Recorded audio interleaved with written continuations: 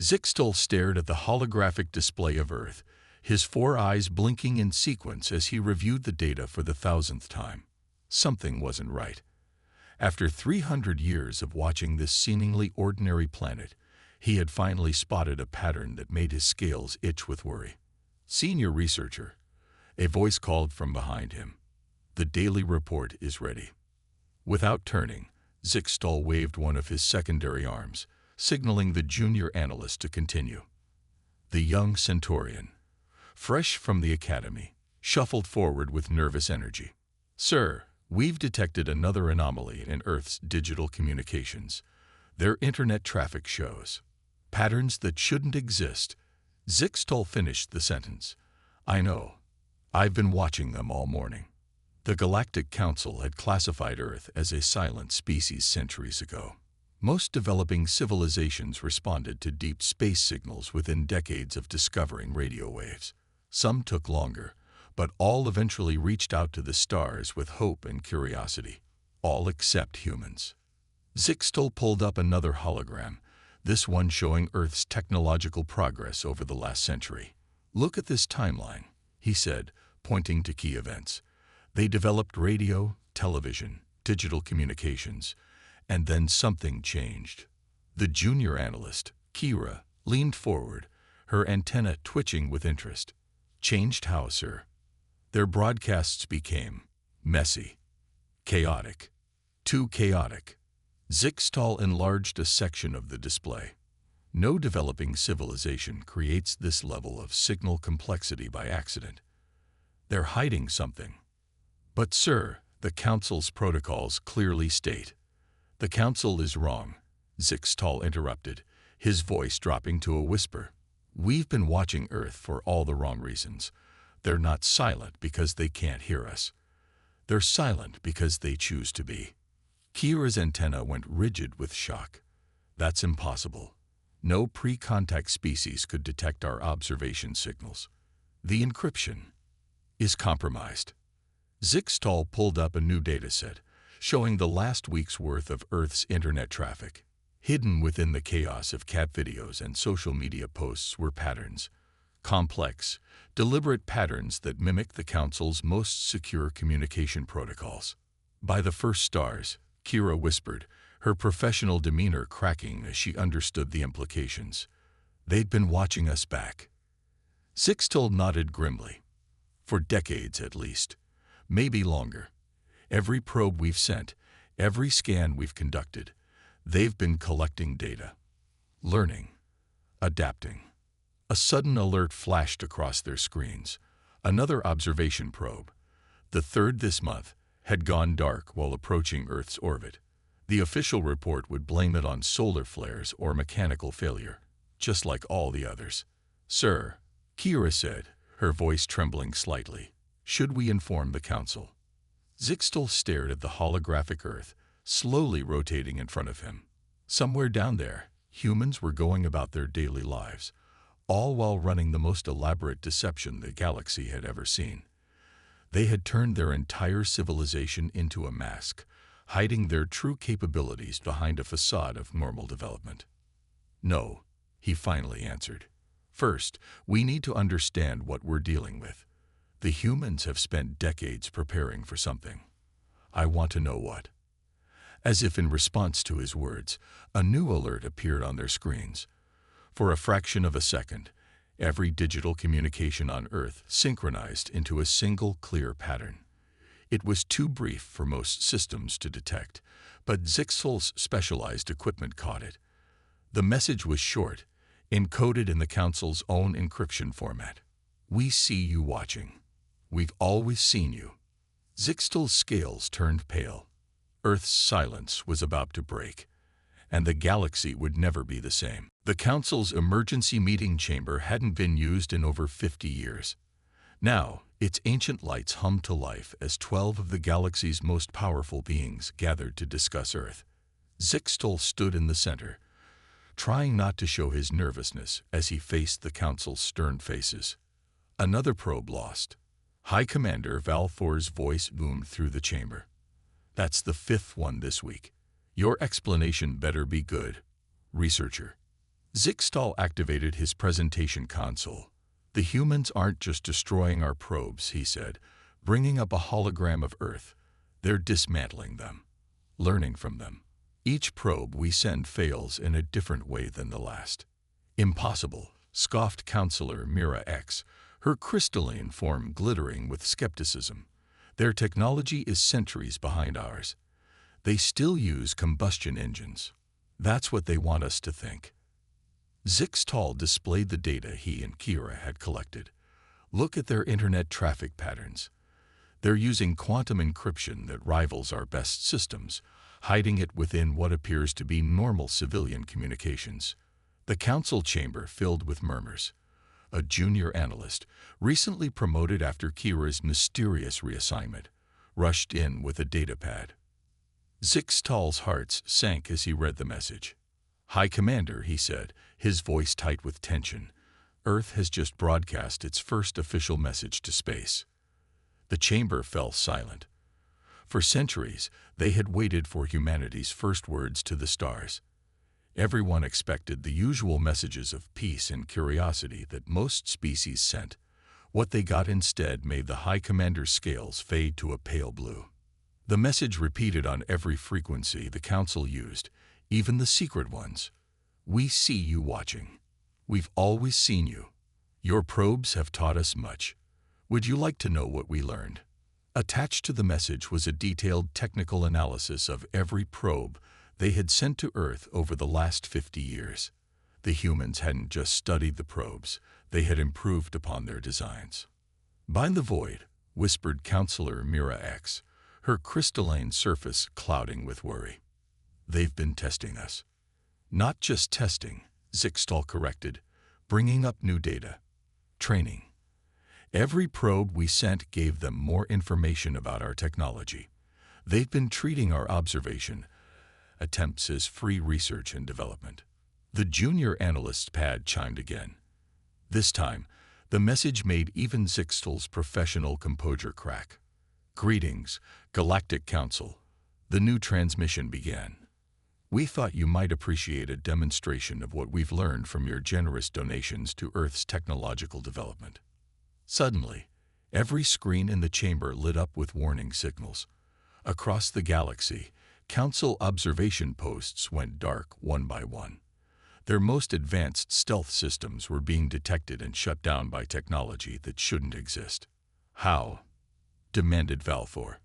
"How did they advance so quickly without us noticing?" "They didn't advance quickly," Zixtal explained, understanding finally dawning on him. "They advanced carefully, methodically. Every piece of technology we saw on Earth was carefully chosen to maintain their image as a developing world. Everything else, they kept hidden." The chamber's main screen activated, showing a live feed from Earth. Massive structures were emerging from under the oceans, from behind holographic mountains, and from what they had thought were civilian satellites. Humanity's hidden fleet and defense systems had been there all along, invisible to even the Council's best detection systems. A final message flashed across the screen. "Thank you for your patience during our preparation phase. Earth is now ready for formal diplomatic relations. Shall we begin?" Ambassador Sarah Chen walked into the Council chamber like she owned it. The human woman's simple black suit stood out among the exotic biological and mechanical forms of the galaxy's most powerful beings. She carried no weapons, no defensive shields. Nothing but a small tablet in her hand. "You've been reading our private communications for decades," High Commander Valfor accused, his scales flickering with anger. Sarah smiled. "You've been watching our planet for centuries. Let's call it even." The Council members shifted uncomfortably. Zixtal, watching from his researcher's podium, had to admire the human's confidence. Here she was, surrounded by beings who could destroy entire solar systems, acting like she was teaching a kindergarten class. "What we don't understand," Counselor Mira X chimed in, her crystalline form pulsing with curiosity, "is why. Why pretend to be less advanced? Why hide?" Sarah's smile faded. She tapped her tablet, and the chamber's holographic displays came to life. somehow bypassing all security protocols. The council members watched in stunned silence as images of Earth's history played before them. In 1932, Sarah explained, a young radio operator picked up your first probe's signals. Instead of reporting it, he studied it. Do you know what he found? She paused, looking each council member in the eyes, face, or sensory cluster. He found that your encryption was designed to be broken. Zixtal felt his scales tingle.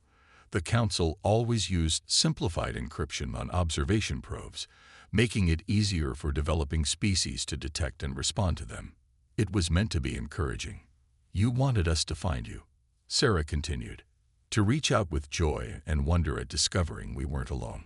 But humanity had already learned something important from our own history.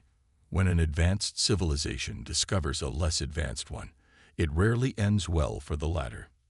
She brought up new images, Earth's wars, conflicts, and colonization periods. So we made a choice. Instead of reaching out, we would prepare. Every alien signal became a learning opportunity. Every probe you sent became our teacher.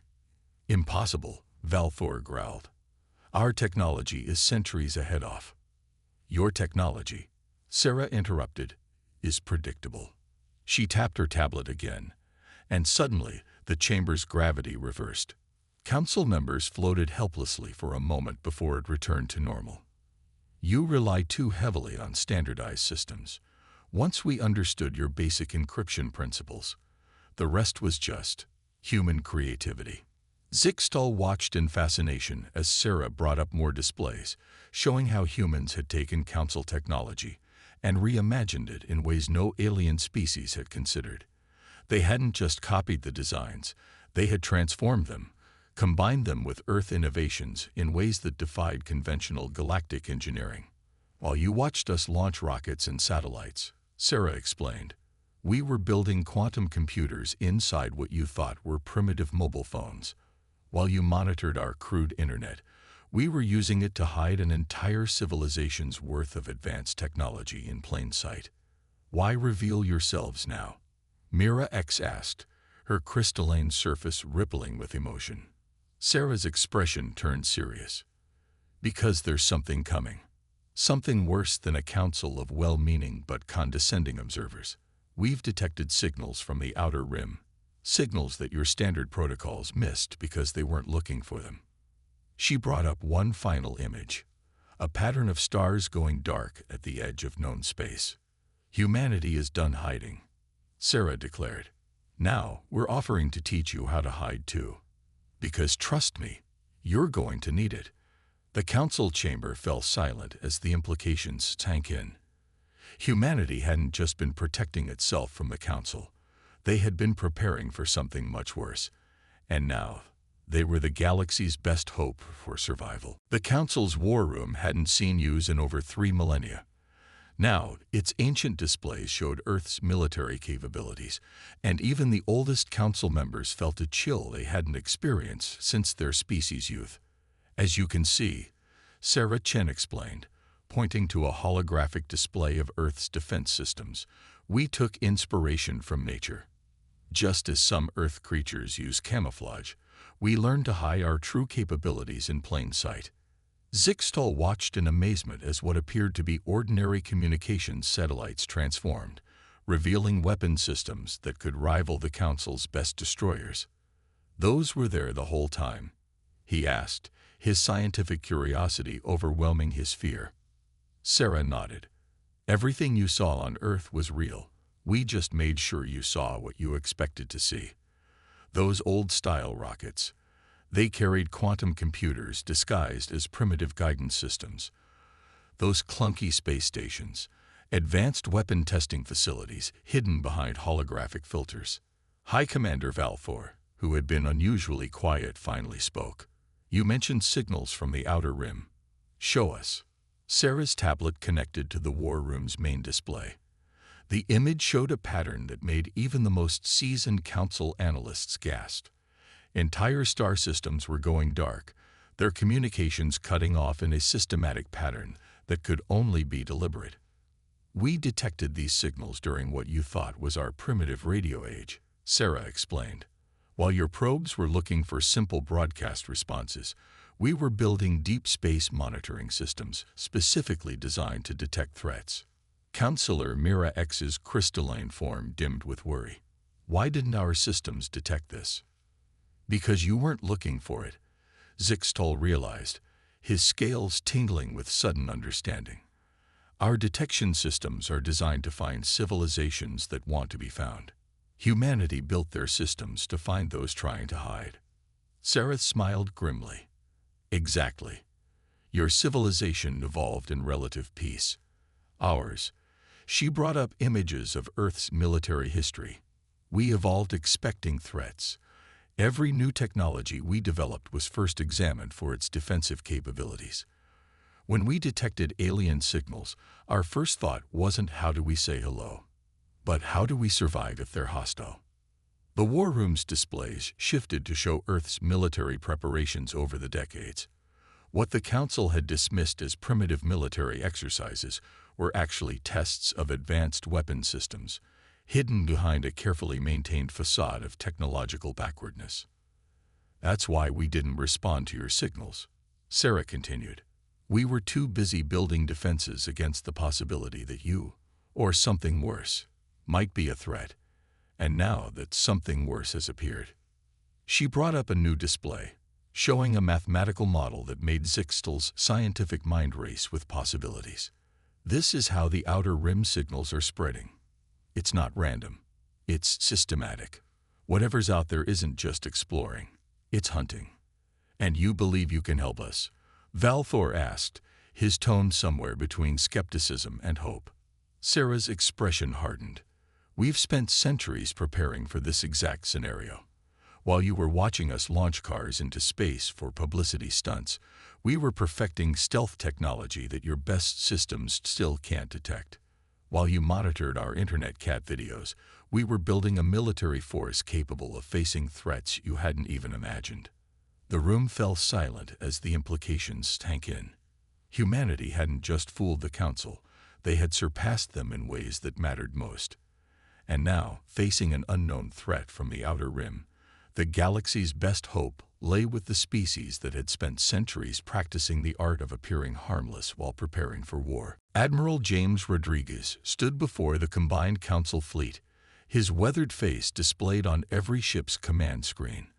Behind him, Earth's hidden defense platforms emerged from their dimensional shadows, each one more advanced than anything the Council had ever seen. Let me show you what we're really up against, he said, his voice carrying the weight of centuries of human military experience. Sarah, if you would. Ambassador Chen activated a secure channel that the Council's best technicians hadn't even known existed. The holographic display showed something that made even the bravest Council warriors feel fear. A massive dark fleet, moving through the outer rim with terrifying precision. We call them the Harvesters, Rodriguez explained. They don't communicate. They don't negotiate. They simply take. And they've been doing it for longer than your Council has existed. Zixtal, watching from the science vessel, felt his scales tremble. How did you find them when we couldn't? Because, Sarah answered, you were looking up at the stars with hope. We were looking up with paranoia. She brought up a new display showing Earth's deep space monitoring network. Every radio telescope, every satellite, every space probe we launched had a dual purpose. We were mapping threats while pretending to study stars. The Council's fleet admiral, a being of pure energy named Sinra, spoke up. These harvesters, you have proof they're headed toward Council space. Rodriguez nodded grimly. We've tracked their pattern across 12 galaxies using gravitational distortions. They're systematic, methodical. They harvest advanced civilizations for their technology and resources, leaving nothing behind but empty worlds. The display shifted to show Earth's defensive capabilities. What looked like ordinary asteroids transformed into massive weapon platforms. Seemingly empty regions of space rippled as advanced human stealth ships dropped their camouflage. Everything you thought you knew about Earth's military capability was a carefully crafted illusion, Rodriguez continued. Those nuclear weapons you monitored, decoys, those primitive radar systems, actually quantum entanglement detectors. Even our wars were partly staged to hide our true technological tests. Sarah stepped forward, her tablet displaying a new set of data. We've developed weapons specifically designed to fight the harvesters. Technology they've never encountered because we created it in secret, outside their pattern of harvesting advanced civilizations. The council members watched in amazement as human ships demonstrated capabilities that should have been impossible. They phased through solid matter, manipulated gravity like it was clay, and disappeared so completely that even the council's best sensors couldn't detect them. This is why we hid, Sarah explained softly. Why we played primitive. The harvesters don't bother with developing worlds. They're not worth the energy to harvest. By appearing primitive, we bought time to prepare. Rodriguez's face hardened. But now they're too close to ignore. We could run, hide in the shadows we've perfected over centuries. But instead, we're offering you a choice. The display showed Earth's full military might, a force that had remained hidden for centuries, growing stronger in secret while the galaxy watched their decoy rockets and satellites. Join us, Sarah offered. Learn from us. Let us teach you how to fight in ways the harvesters have never seen. Or, she paused, looking at each council member in turn. You can face them alone. With technology they've defeated 1,000 times before. The council chamber fell silent. The choice was clear. Accept help from the humans who had fooled them for centuries, or face extinction at the hands of an enemy they hadn't even known existed. The galaxy's fate now rested on whether they could swallow their pride and learn from the species they had once dismissed as primitive. The largest training facility in council space had never seen anything like this. Alien warriors of all species gathered around a simple wooden table where Major Diana Wolf laid out what looked like primitive board games. Chess, she explained, moving a pawn forward. Go. Risk. Stratego. These aren't just games to us. They're how we teach strategic thinking to children. Zixtal watched in fascination as the Major explained how humans had turned entertainment into preparation for war. His research team had dismissed these games as primitive pastimes. Now he understood they were much more. Your civilizations developed warfare through actual combat, Diana continued. We developed it through simulation. While you watched us play games, we were actually training our population to think tactically from childhood. The alien warriors murmured as holographic displays showed human entertainment throughout history. Movies about alien invasions, books about interstellar warfare, video games that simulated space combat with surprising accuracy. You mean? A crystalline warrior asked, their form shimmering with disbelief. Your entertainment was actually training. Everything humans do serves multiple purposes, Sarah Chen explained, entering the room with Admiral Rodriguez. Those science fiction movies you detected in our broadcasts, they were preparing our population for alien contact. Those video games, combat simulators disguised as entertainment. Rodriguez picked up a chess piece, the knight. We turned our greatest weakness, paranoia, into our greatest strength. Every human child who grew up watching alien invasion movies learned to think about how to fight unknown enemies. Every teenager playing space combat games was actually learning tactical principles we developed. The displays shifted to show human military installations around Earth. What had appeared to be simple training grounds transformed, revealing advanced simulation chambers and tactical training facilities that had been hidden in plain sight. Your civilizations prepare for war by training soldiers, Diana explained. We prepared for war by training our entire species. Every piece of media, every game, every story about aliens, it was all part of the plan. Zixtal suddenly understood something that had bothered him for years. That's why your internet was so chaotic, he said. All those discussions about alien invasions, all those theories about space warfare, were actually our people working through combat scenarios. Sarah finished with a smile. The greatest camouflage is to hide something in plain sight. Make it look like entertainment, like conspiracy theories, like imagination. And no one takes it seriously. Rodriguez brought up a new display showing the Harvester fleet's approach. Now it's time to put all that training to use. Your warriors are skilled, but they think like warriors. We need them to think like humans. Paranoid, creative, and willing to break every rule of conventional warfare. Diana moved another chess piece, capturing an opponent's bishop. In chess, sometimes you sacrifice a piece to win the game. In Go, you surrender territory to capture more. These aren't just game principles, they're how we think about war. Around the room, alien warriors began to understand. Their civilizations had developed through peace and cooperation, making them vulnerable to the Harvesters. Humanity had developed through constant preparation for worst-case scenarios, making them uniquely suited to face this threat. The Harvesters are coming, Sarah announced, her voice firm. They expect to find civilizations that fight like you do, with honor, with standard tactics, with predictable strategies. Instead, they're going to face an enemy that has spent centuries thinking about how to defeat exactly their kind of threat. The room fell silent as the implications sank in. Humanity hadn't just been hiding their technology. They had been hiding an entire culture designed for this moment. Now, the galaxy's survival depended on learning to think like the species they had once dismissed as paranoid and primitive. The Harvester fleet emerged from hyperspace exactly where humanity predicted they would. Their massive ships, each one larger than a small moon, filled the viewport of the combined Earth Council Defense Fleet. But Admiral Rodriguez just smiled.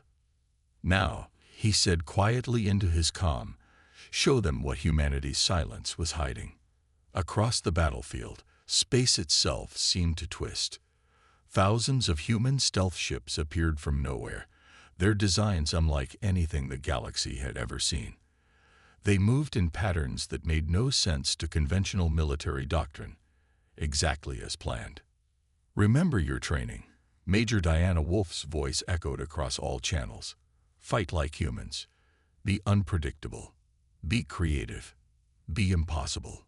The Harvesters launched their first attack, a massive energy wave that had destroyed countless civilizations before. But the human ships didn't dodge or raise shields. Instead, they phased out of normal space entirely, using technology they had developed in secret centuries ago. Interesting, Zixtal commented from the science vessel, watching alongside Sarah Chen. The Harvesters seem confused. Their attack patterns are becoming erratic. Sarah nodded. They're used to fighting conventional wars against conventional enemies. We're neither. The battle unfolded like nothing the Council had ever seen. Human ships used tactics that seemed insane, until they worked. They deliberately took hits to draw the Harvesters into traps. They sacrificed physicians to gain advantages. They fought like they played chess, thinking 5 moves ahead. The Council fleet, trained in human tactics, followed their lead. Together, they executed strategies that no sane military would consider, but that worked precisely because they were so unexpected. Contact in the outer rim, a sensor operator called out. More Harvester ships incoming. Rodriguez's grin grew wider. Right on schedule. Sarah, if you would. Ambassador Chen activated a signal. Suddenly, across the battlefield, every seemingly empty sector of space lit up with hidden human weapon platforms. The same technology that had hidden Earth's true nature for centuries now revealed humanity's full military might. While you watched our primitive rockets, Sarah explained to the stunned Council observers, we were building this, a defensive network spanning half the galaxy, hidden in plain sight. We didn't just prepare Earth, we prepared everything. The Harvesters, facing tactics they had never encountered and technology they had never seen, began to fall into disarray. Their perfect formation broke apart as human ships seemed to appear and disappear at will, striking from impossible angles with impossible weapons. Now, Rodriguez commanded, show them why silence was our greatest weapon. Every human ship activated their primary weapons, technology developed in secret, designed specifically to counter the Harvester's greatest strengths. The devastating attack struck from all directions at once, using principles of physics that the Council hadn't even discovered yet. The Harvester fleet, for the first time in their long history of conquest, began to retreat.